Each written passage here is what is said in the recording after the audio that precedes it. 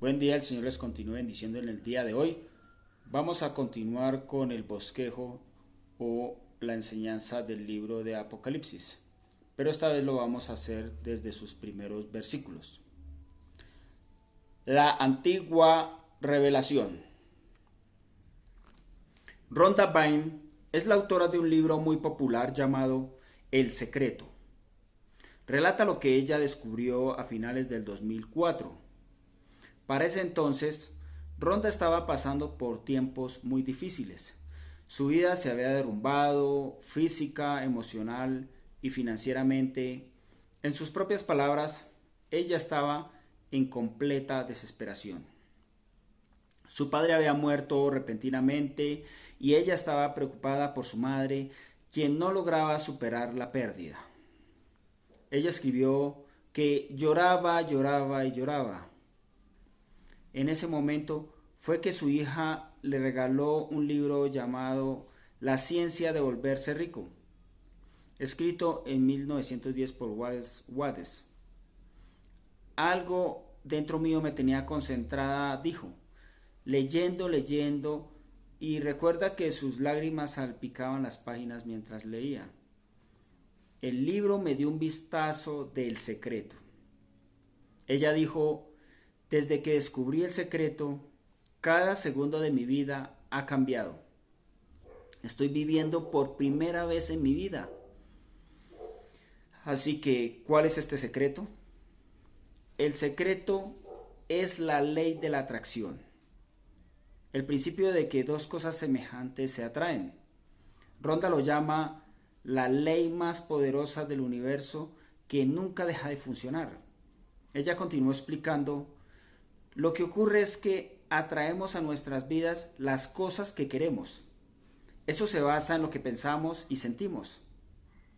Nosotros creemos nuestras propias circunstancias con nuestros pensamientos, lo que significa que nuestros pensamientos son la fuerza más poderosa sobre la tierra. El secreto también es que uno no decide seguir a Dios, sino que uno reconoce que es Dios, que uno es divino, que uno es soberano. Eva, tengo un secreto. Come esta fruta y serás como Dios. Realmente no me sorprende que este tipo de pensamientos tenga al mundo engañado. Lo que sí me sorprende en parte es que este es el mismo concepto engañoso que está detrás del Evangelio de la prosperidad. Todos esos falsos maestros han vuelto a usar esta antigua mentira bajo el nombre de una revelación de Dios. Ellos engañan a las personas con su evangelio egocéntrico que endiosan a las personas diciéndoles que pueden reclamar o visualizar o tener mucha fe para recibir lo que quieran. Un famoso pastor dijo hace un tiempo atrás, usted puede tener lo que diga. De hecho, lo que usted está diciendo es exactamente lo que está obteniendo ahora mismo. Si está viviendo en pobreza, entonces cambie lo que está diciendo. Va a cambiar lo que tiene. Discipline lo que haga o lo que diga. Dios está obligado a satisfacer sus necesidades. En otras palabras, declare y será hecho. Y francamente me sorprendió cuando vi que literalmente millones compraron el libro.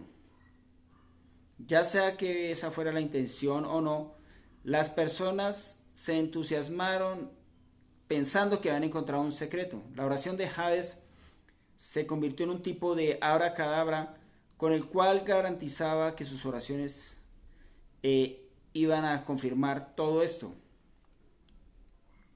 Y que al decir estas mismas palabras iban a conseguir lo que querían.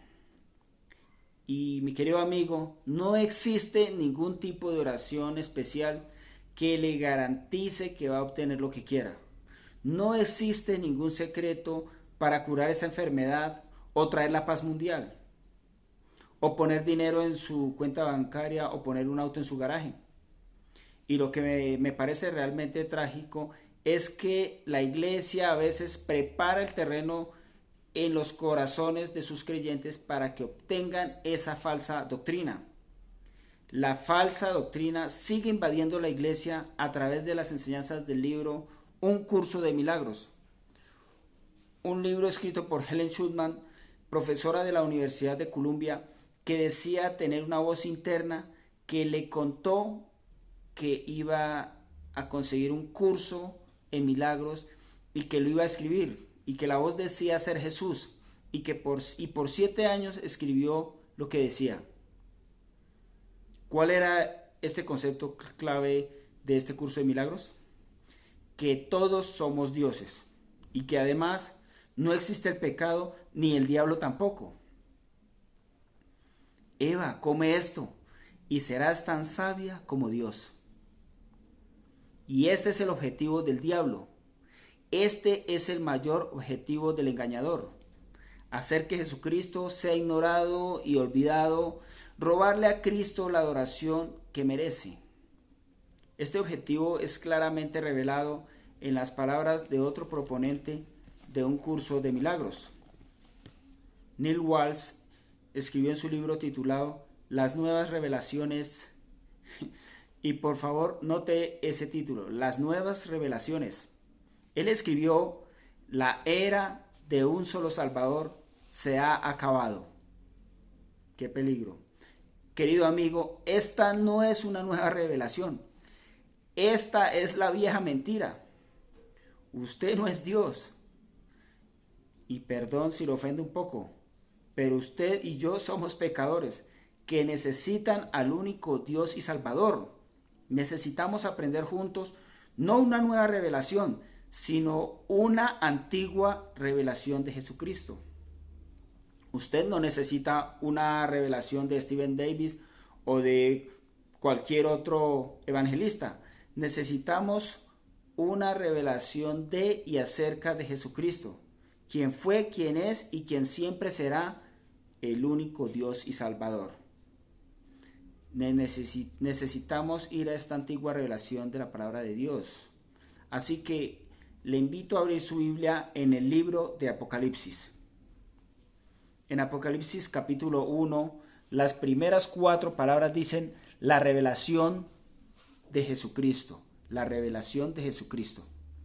Y querido amigo, querido oyente, no olvide mientras estudiamos este libro, leyendo acerca de señales, trompetas, juicios, guerras, visiones, que este libro es principalmente una revelación de Jesucristo, que su tema principal es la persona de Jesucristo, que detalla y demuestra la supremacía de Jesucristo, que desarrolla más que nada la verdad de la soberanía de Jesucristo.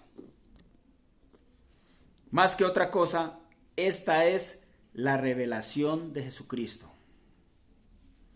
Esta frase, a todo esto, puede ser interpretada de dos maneras. Por una parte, puede ser interpretada como que esta revelación viene de Jesucristo.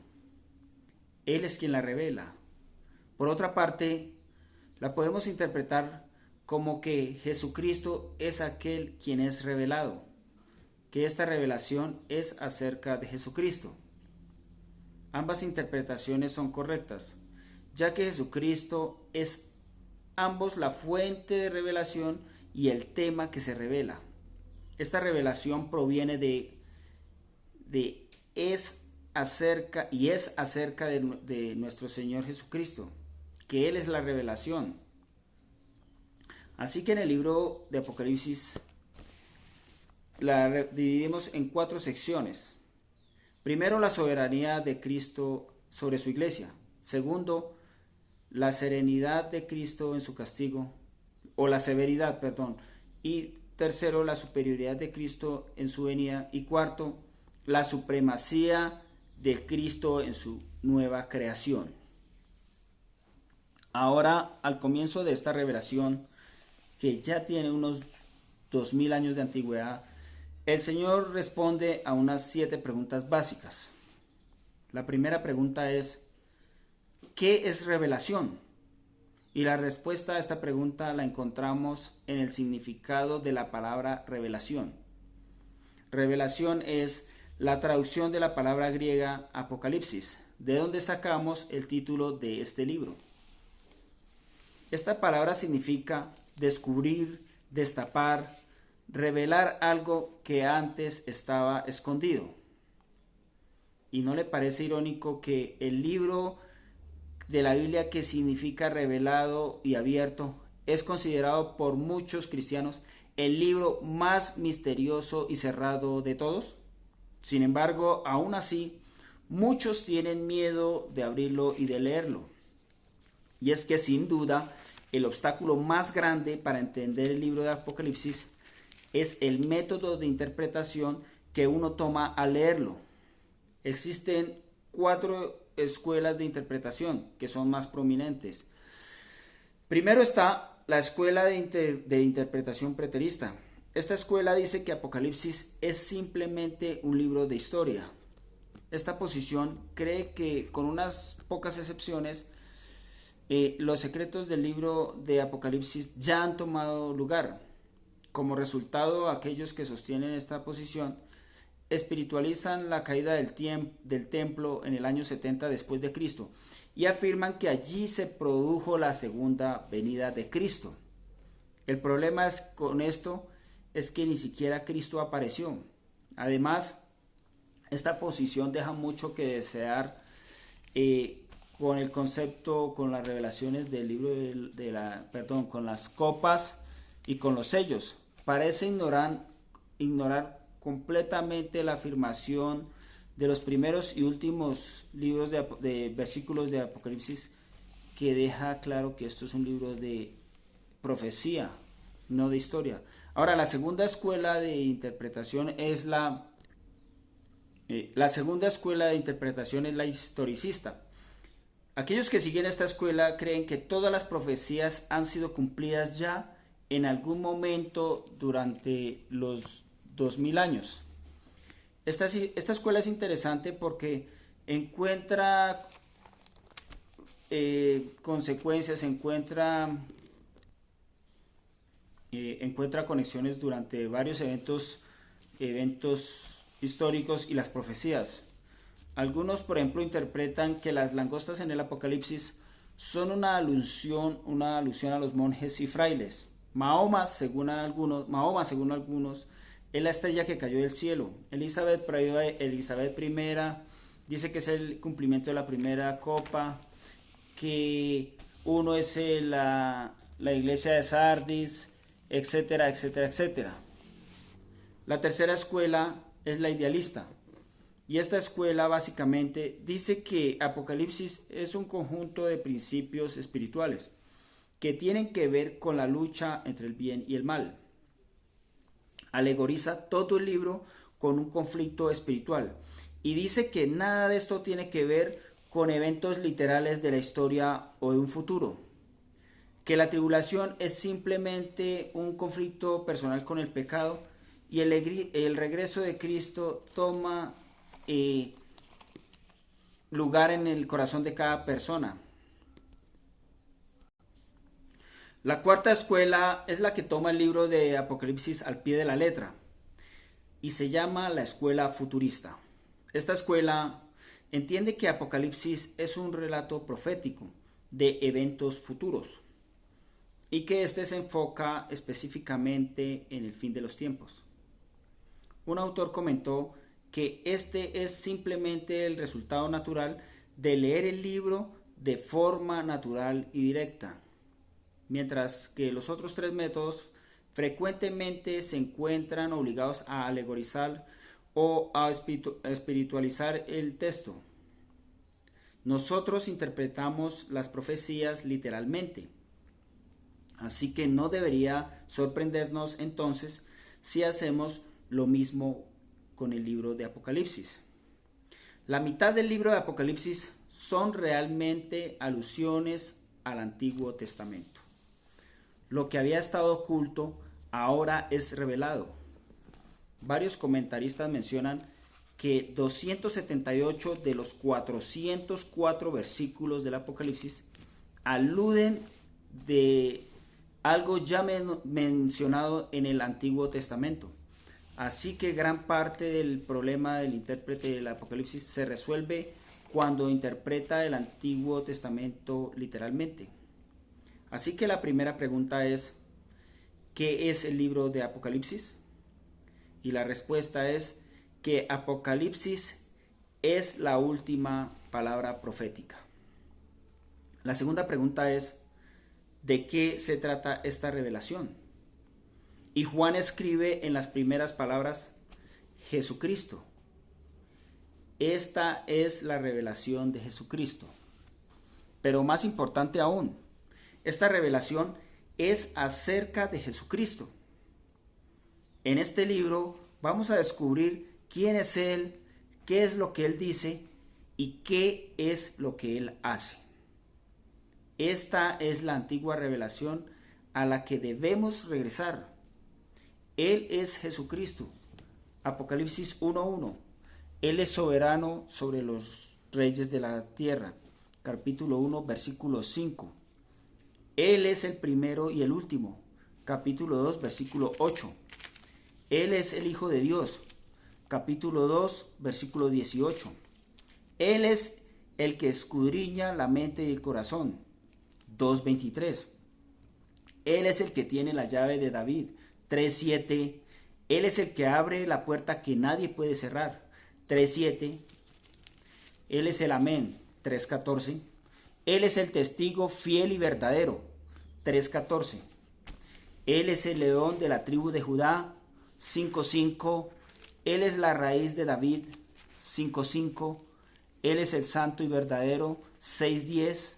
Él es el Señor. 11:8. Él es el Cristo. 11:15. Él es el Cordero. 12:11. Él es el Rey. 15:3. Él es la palabra de Dios. 19:13. Él es el Rey de Reyes y Señor de Señores. 19:16. Él es el Alfa y la Omega. 21:6. Él es el principio y el fin. 22:13. Él es la estrella de la mañana. 22:16. Y Él es el Señor Jesús. 22:20. Así que vemos claramente que este libro se concentra en revelar y exaltar a Jesucristo. Esta es la antigua revelación. Esta es la verdad acerca de Dios. Una tercera pregunta es, ¿quién es el destinatario de esta revelación? Juan continúa escribiendo en el versículo 1 que esta revelación de Dios debe ser dada o manifestada a sus siervos. Juan describe a estas personas con estas palabras o con esta palabra traducida aquí, siervos, lo cual viene de la palabra griega que literalmente significa esclavo. Y estoy de acuerdo con un autor que dijo que la palabra esclavo no debe ser diluida ni aminorada para que se amolde a nuestros gustos. Era común en los días de Juan que una persona se vendiera a sí misma en esclavitud a un dios pagano para servir a su ídolo.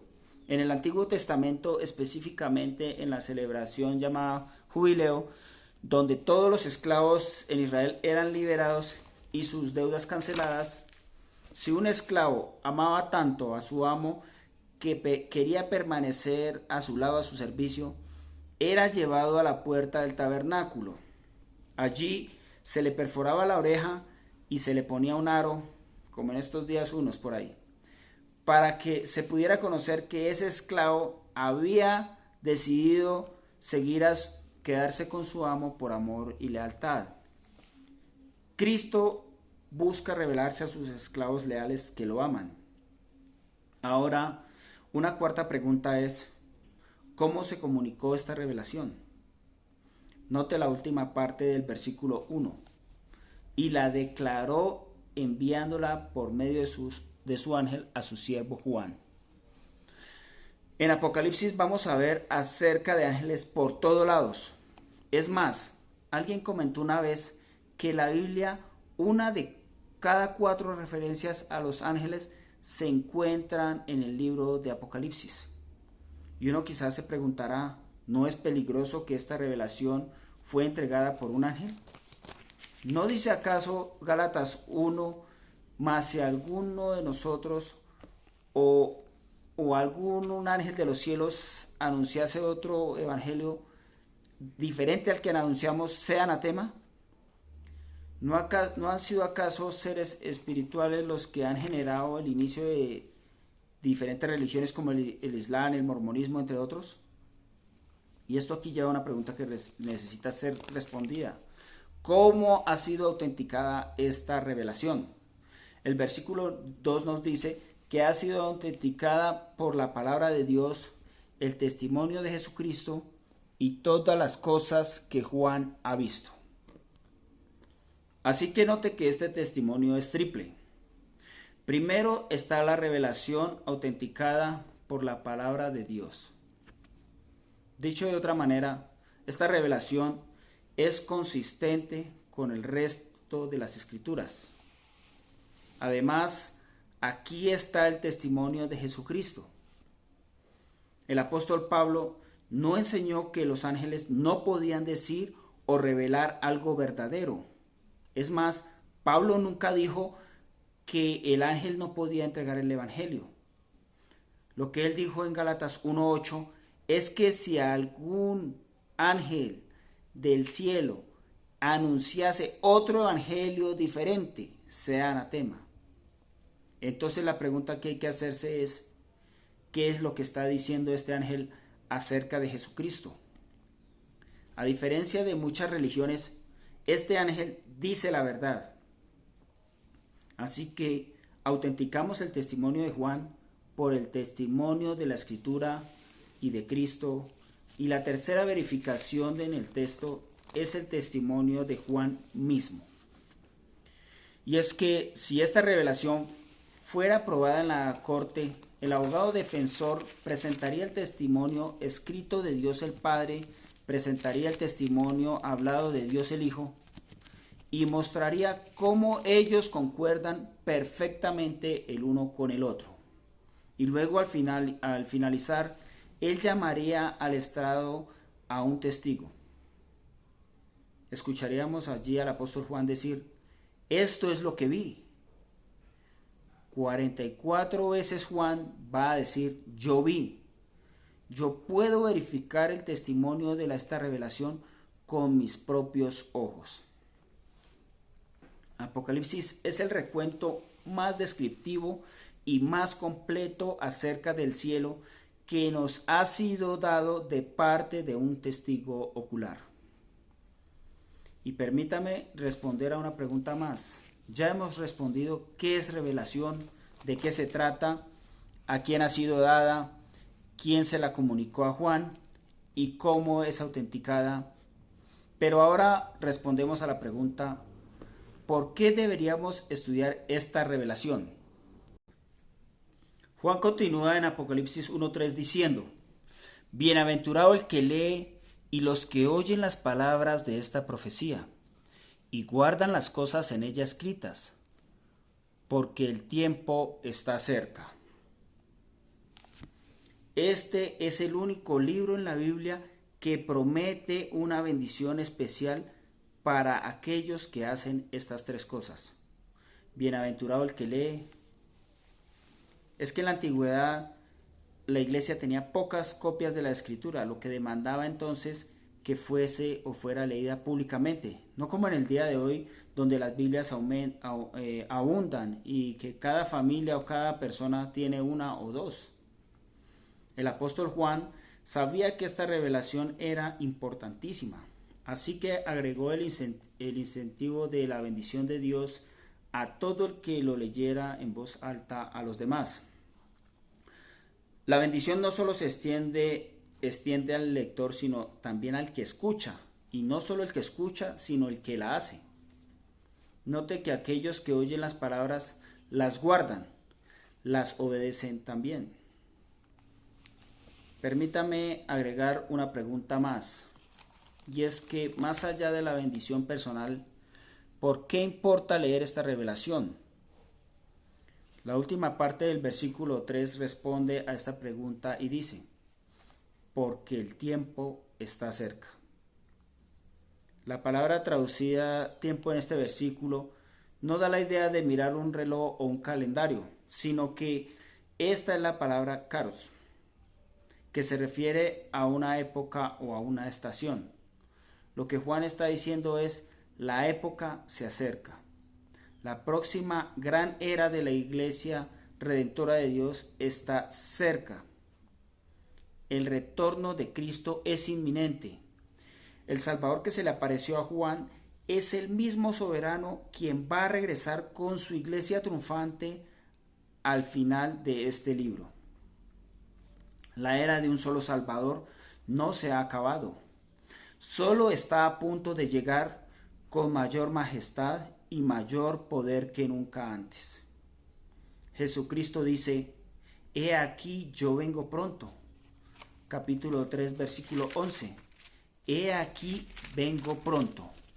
Bienaventurado el que guarda las palabras de la profecía de este libro. Capítulo 22, versículo 7. He aquí yo vengo pronto, y mi galardón conmigo. Capítulo 22, versículo 12. Ciertamente vengo en breve. Capítulo 22, versículo 20. Y Juan dice emocionado mientras termina el libro, amén. Sí, ven Señor Jesús. Capítulo 22, versículo 20. Querido amigo, nunca olvide que hay más de 100 profecías acerca de la primera venida de Cristo. Y casi todos las pasaron por alto. La gente lo pasó por alto. Hay más de 200 profecías acerca de lo que va a pasar en el futuro. Y le aseguro que usted no va a querer pasarlo por alto. No lo pase por alto por incredulidad. Hay una antigua revelación que revela a Jesucristo y su venida. A esta debemos prestar atención y leer con dedicación y con detalle. Y eso es exactamente lo que estaré haciendo en los próximos capítulos, aquí en este canal. Muchas gracias, Dios los bendiga y hasta pronto.